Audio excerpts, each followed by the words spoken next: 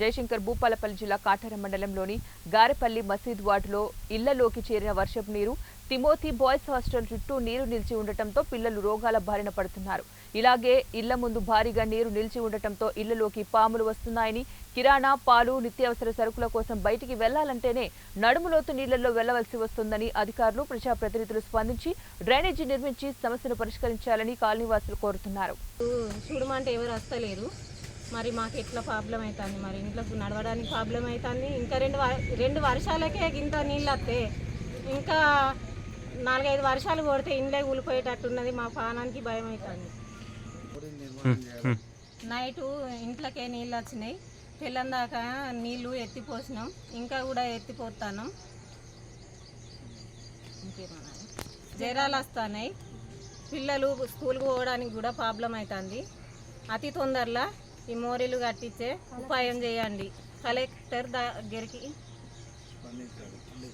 స్పందించాలి. కలెక్టరు ఇది పట్టించుకొని స్పందించాలి. గారెపల్లి మసీదువాడ తిమోతి బాయ్స్ హోమ్ అది.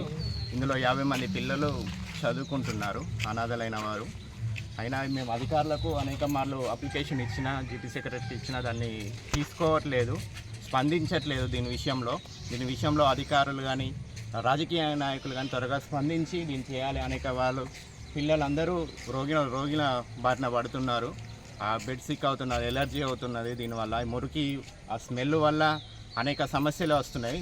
త్వరగా దీని విషయంలో మీరు స్పందించి దీనికి పరిష్కారం, తాత్కాలిక పరిష్కారమా, పర్మనెంట్ పరిష్కారమా త్వరగా చేయాలని మా యొక్క మనవి.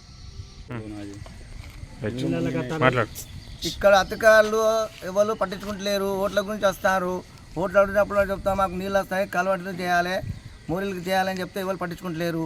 ఏ అధికారం గెలిచినా చేపిస్తూ ఉంటారు, తర్వాత వెళ్ళిపోతారు.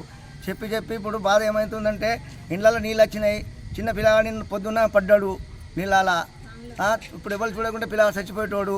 మరి ఎవరు పట్టించుకుంటారు నాజుకుడు. ఎవరు చెప్పినా చెప్పిస్తామని కూడా కానీ ఎవరు చెప్పిస్తలేరు. పోయినా కూడా వస్తలేరు.